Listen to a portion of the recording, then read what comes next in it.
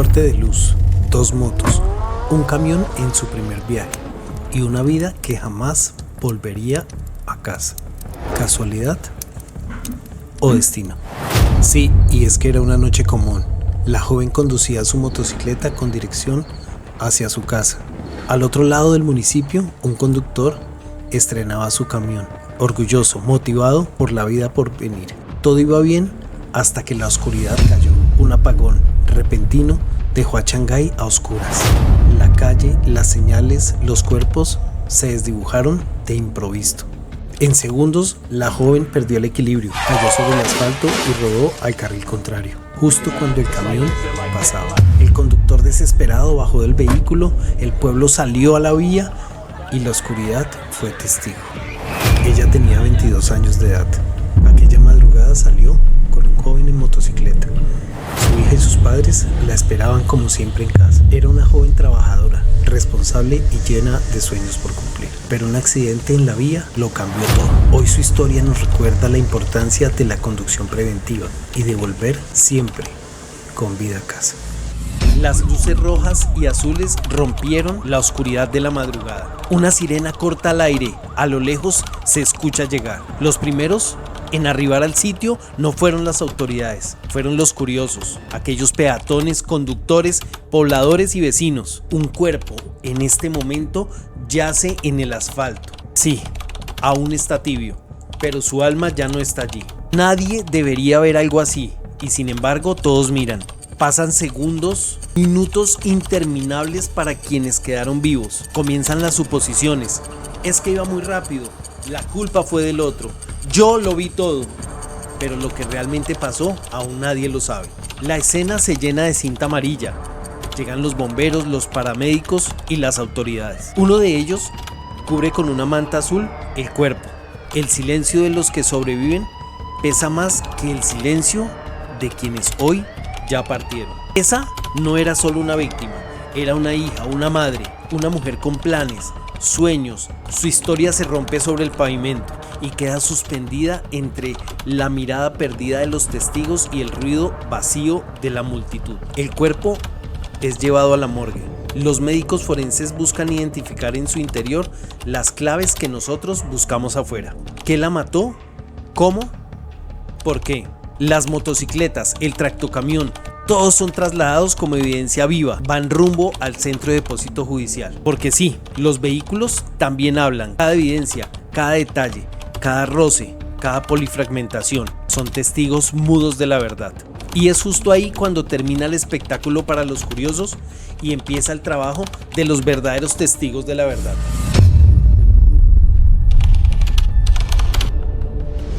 Bueno, el caso me llega porque obviamente, pues como es normal, me contactan personas para que yo realice en este caso la inspección técnica al vehículo automotor con el fin de fijar sus hallazgos, emitir el dictamen para que se radique en la fiscalía y así pues el interesado, que en este caso es el conductor, que a la vez era el propietario del tractocamión, pueda solicitar la entrega provisional del vehículo y pues poder seguir trabajando, entendiendo que es un vehículo de servicio público.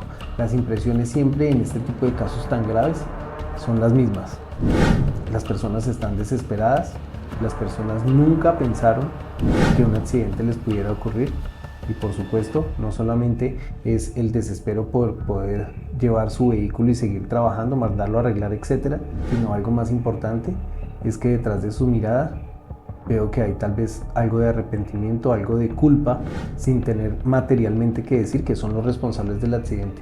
Pero estoy seguro que quitarle la vida a una persona no es algo esperado por nadie y esto hace que haya una culpa moral. Bueno, recuerdo también que en esos días, por las redes sociales, pues vi un accidente de tránsito que me llamó muchísimo la atención, porque cuando veo estos accidentes, obvio, recuerdo tantos casos, tocan mi corazón y seguramente entré a una publicación de Facebook donde veía algunos apartados que la gente había colocado, había subido de ese mismo caso. Cuando me llaman, yo recuerdo que es el mismo caso que yo había visto en Facebook y recuerdo efectivamente que hay unas fotografías de ese accidente de tránsito donde la persona involucrada desafortunadamente pues sufrió grandes traumatismos al fallecer. Leí algo de la historia que traía esta publicación donde se indicaba que era una mujer joven, incluso habían fotografías, recuerdo, de ella, de su esposo y de un niño o niña menor. Decía, y ahora el futuro de esta niña. Recuerdo que le toqué el tema a mi esposa porque pues casi que esto no es solo un trabajo, sino que es mi vida. Y le decía, ahora qué va a pasar con el futuro de esta niña. Cuando ya me llega el accidente de tránsito, obviamente pues uno recuerda y dice, ok, ya yo había conocido algunas fotografías de este accidente de tránsito a través de la publicación, o sea que ya uno como perito llega al centro de depósito judicial con una información previa, que como siempre lo digo, lo que vamos a hacer es a confrontarla, no solamente la versión libre que nos da, en este caso el conductor, diciéndonos cómo ocurrió el accidente, sino que también el IPAT, el Informe Policial de Accidentes de Tránsito, la publicación que yo vi, y vamos a corroborarla con la evidencia objetiva que hay allí en el centro de depósito judicial, entendiendo que las evidencias cuentan una historia.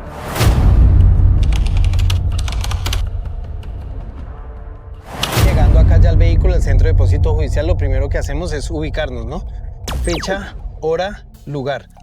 Acá nos falta establecer exactamente el lugar como sea, lo tengan allí establecido. Después de eso, ubicación del vehículo en el lugar de almacenamiento, cómo se encuentra, pero este tiene ya una característica que con 2 o 3 fotografías, como es un campo abierto, lo vamos a poder definir más fácil, ¿listo? Entonces vamos a arrancar Aquí acá. Como no hay custodio, ¿qué se realiza ahí? No, nada, sencillamente acción. Estaríamos esperando que llegue el propietario o conductor del vehículo pues para proceder, pero pues ya acá vamos a arrancar. Entonces unas fotografías generales. Bueno, ahí hay un dato interesante que es que el vehículo tiene sistema de suspensión neumática en el tráiler o en el semirremolque realmente llamado técnicamente. Lo que significa es que cuando no está en condiciones de marcha, entonces al vehículo se le descargan los depósitos de aire comprimido, por lo tanto baja su nivel. Cuando el conductor ya vaya a arrancar, entonces él deja cargar. Así como está el tráiler, la medida no tiene ningún inconveniente. Va a cambiar en altura, Okay. pero en longitud no debe cambiar porque los puntos de apoyo están ubicados de manera similar. Acá tenemos el rótulo del elemento material probatorio definido por la autoridad que atendió el accidente.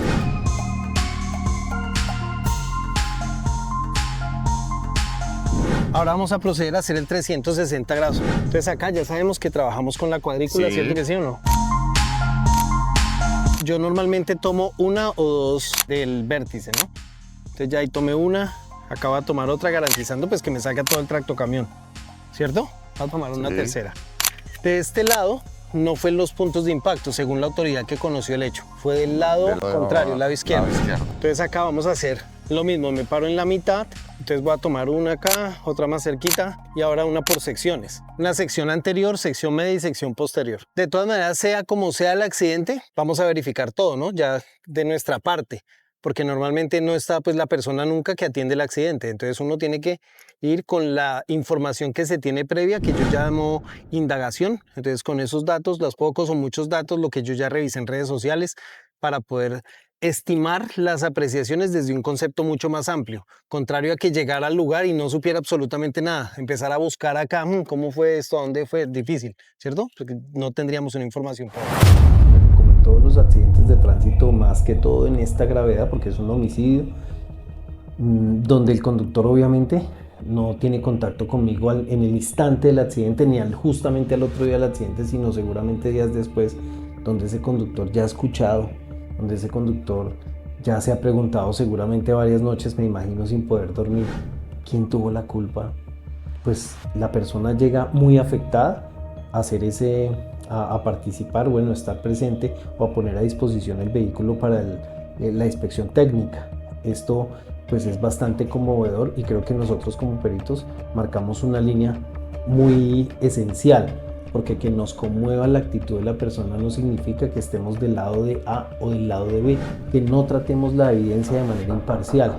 Bueno, definitivamente a lo largo de los años pues no es el primer caso que yo he atendido, no es el primer peritaje que yo he realizado, ya van más en la lista tenemos tal vez 2.500 casos reconstruidos, no sé, tal vez más de 5.000 peritajes. Tendríamos que ir al contexto del computador. Pero ¿por qué traigo esto a colación? Porque es la misma impresión que me causa cuando llego a hablar con una persona que acaba de involucrarse en un accidente de tránsito. Está llamada al proceso en calidad de victimario. Entonces ya aparte de que su interior lo está acusando, hay personas que sin conocimiento, por supuesto, dan sus puntos de vista y dime qué pasa cuando esto pues viene en las redes sociales, donde definitivamente las personas no menguan, no analizan y por supuesto pueden llegar a llevar a una persona de estas hasta el suicidio, no sé.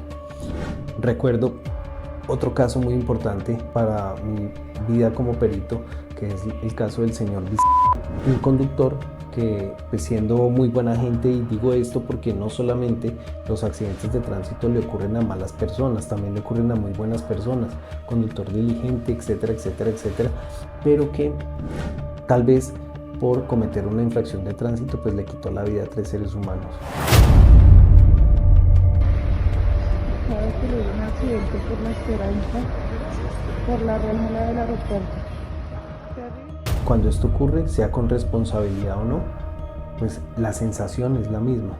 Al final, tú y yo somos seres humanos y esto genera ese sentido de identificación, porque yo todos los días lo digo, Dios mío, que cuando yo salga a conducir no me vea involucrado en ningún accidente de tránsito, porque yo ya no solamente conozco las consecuencias inmediatas del accidente, sino también conozco las consecuencias legales del accidente de tránsito. Entonces ahí nosotros como peritos pues somos llamados a procesar la evidencia de manera correcta para que efectivamente se haga justicia, pero una justicia que no solamente falle en derecho, sino que efectivamente haga justicia. Vamos a hacer una inspección minuciosa al lugar donde quedaron las marcas. En últimas son evidencias, ¿no? Evidencias de fricción, adherencias de residuos tal vez. Mira esta parte acá, que son huellas de fricción. Esta parte seguramente, al parecer, pudo ser que haya tocado estas fricciones. Más que todo, no son horizontales, son radiales. Lo que significa es que cuando el vehículo, si pusiéramos a rodar esta llanta y hubiera algo acá, pues se van a marcar en ese tipo de dirección los hallazgos. Acá observamos seguramente lo que eran residuos de masa encefálica. Acá observamos fluidos hemáticos, o sea que esta parte fue la que quedó abajo en el momento del accidente. Ahora vamos a revisar por acá en los surcos y esto lo hacemos después de la fijación general para poder venir a fijar las evidencias específicamente. Entonces estamos haciendo una exploración que seguramente el laboratorio de criminalística pues hizo de una u otra manera. Acá hay unos cabellos y mire que estos cabellos tienen sentido y relación con esta huella de fricción. Salpicaduras. En este accidente al parecer hubo una explosión de bóveda craneana, entonces estas salpicaduras son pertinentes a eso, incluso por acá podrían quedar. Allá veo algunos rastros. Bueno, entonces acá vamos a hacer la fijación. Entonces como nuestros hallazgos están en el flanco externo de la rueda anterior del semirremolque y sobre el flanco externo de la rueda central, entonces voy a dibujar solo esa parte, ¿listo? O sea, acá tendríamos como tal la plataforma que llamamos en el bajo mundo el planchón y esto nos va a interesar, John, como puntos de amarre los ejes, ¿no? Entonces, eje 1, eje 2, eje 3. Entonces acá tenemos ya ejes y tenemos la superficie del suelo. Ahora vamos a ubicar los hallazgos. Según la posible dinámica del accidente que analizo, pues lo primero que pasó fue acá, porque el vehículo se estaba movilizando hacia adelante. O sea, acá seguramente en esta área fue la explosión de la bóveda craneana. Pero el vehículo se detiene por acá. ¿Dónde quedó la acá, ¿sí o no? Acá adelante. Claro, el vehículo viene moviéndose y la queda delante de esta llanta. O sea que fue aplastada con esta. O sea que acá vamos a fijar como ese punto principal de la fuerza de impacto y hallazgo 1. Que sería buenísimo que nosotros moviéramos el tractocamión para que esto quedara abajo, pero no lo vamos a hacer. ¿Por qué no lo vamos a hacer? Porque vamos a tener que encender el vehículo, o sea, varias cosas, calentar el motor, varias cosas para poderlo mover. Pero sí vamos a dejar la aclaración, claro, porque acá nos va a dar una altura, pero en este caso esta medida se toma radial, es decir, no sobre el nivel del suelo, porque cada vez que el vehículo ande, este hallazgo va a moverse, ¿sí o no? Espacialmente, o sea, va a cambiar la altura. Por eso es tan importante este caso, académicamente hablando, porque el hallazgo nos va a permitir entender el por qué lo vamos a fijar radialmente. Se llama medición o fijación radial. ¿Listos? Entonces vamos a dibujarlo acá. Acá veo dos cosas. En general, uno, que es una huella de fricción, pero dentro de la huella de fricción estoy observando acá unos residuos de fluido hemático, acá veo otros, y acá veo unos residuos de lo que al parecer fue masa encefálica seguramente en este caso. Entonces vamos a ubicarlos conforme los estamos viendo ahí. Entonces acá tenemos este protector que es el centro. Acá observamos en esta parte desde por acá hasta por acá, pero esto es un hallazgo. Siempre los hallazgos los medimos al centro. ¿Listo, John?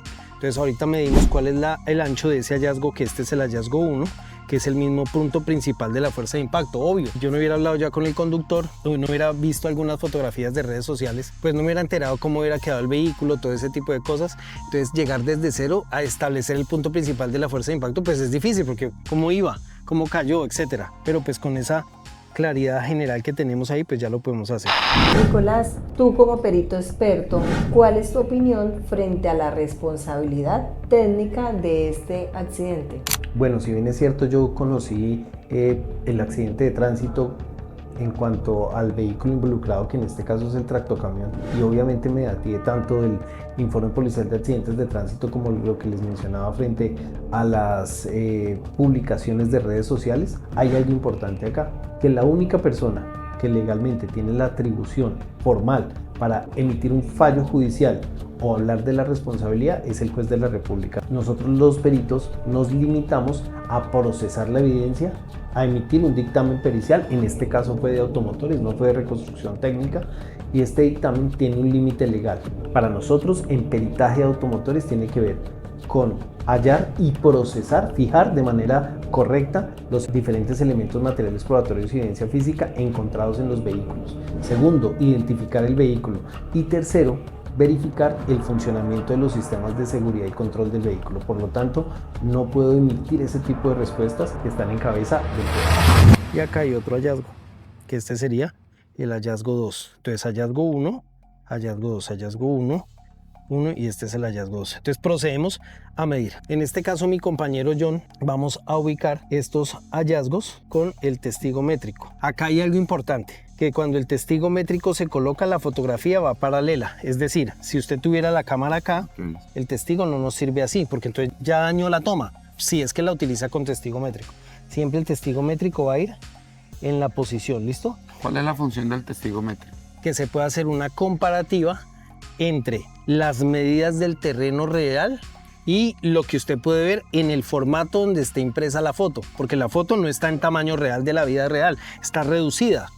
Al estar reducida, entonces, si, ejemplo, yo dijera, oiga Nicolás, ¿cuánto mide este trozo en ese punto de corte? Entonces yo le digo, mire, ese trozo mide 9 centímetros, pero yo lo puedo ver así acá, pero también en una foto que coloque de este tamaño. O sea que la relación proporcional existente entre el elemento del espacio físico real y lo que yo voy a documentar en el formato, en el álbum o en mi informe, hablándolo criminalísticamente hablando.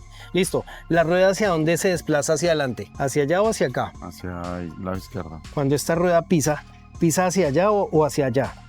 Creo yo que hacia allá. Hacia abajo, ¿sí o no? Porque Hacia el peso del vehículo está hacia abajo, o sea, hacia allá. Estas fricciones entonces se hicieron como si el cuerpo estaba acá y la rueda bajó, es decir, si esta es la rueda y el cuerpo estaba acá, la rueda bajó, ¿cómo se imprimieron las huellas? ¿Cómo se imprimieron? El pisa hacia abajo, pero ¿cómo se imprimen las huellas? ¿Cómo se marcan estas huellas? ¿Cuál es la dirección? ¿Hacia abajo? Hacia abajo. No. Como el elemento está acá y usted baja, mire, la rueda sí, pero la huella como tal se imprime, se pinta hacia arriba. Ese es el testigo. Muy bien. Okay. Por eso es que tiene una flecha. En este caso, por eso traje la flecha. Como la superficie es negra, vamos a utilizar la parte amarilla. O sea que estos hallazgos los vamos a tomar así. ¿Por qué? Porque se marcaron hacia abajo. Y sí, este fue el primer caso de la miniserie La vida del perito. Si crees que la verdad puede salvar vidas, pues acompáñame en esta historia. Dale compartir porque cada visita puede despertar conciencia. Estoy seguro que tú en este momento estás pensando en los nombres de las personas que deberían ver este episodio. Nos vemos en el próximo caso. Recuerda que el mundo necesita de peritos como tú y como yo. Pensar, sentir, pero lo más importante es actuar. Chao. Chao.